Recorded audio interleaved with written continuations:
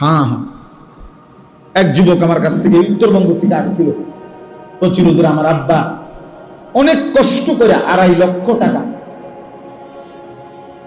ওনার ক্যাশে জমাইছে, ফার্নিচারের ব্যবসা করে।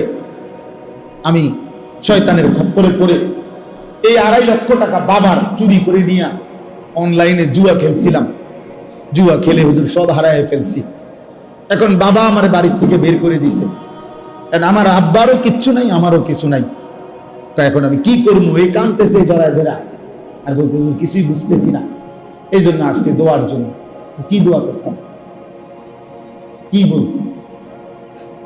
এরকম একজন, এরকম হাজার হাজার, এরকম শত শত, এরকম শত শত,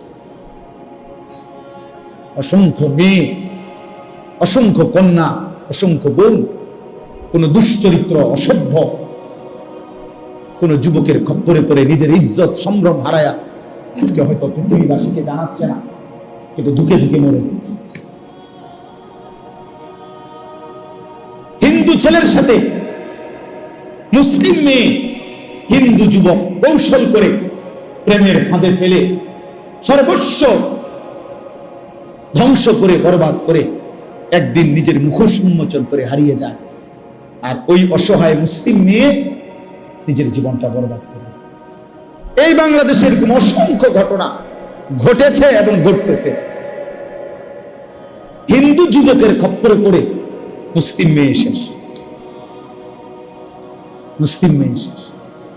আস্তাগফিরুল্লাহ।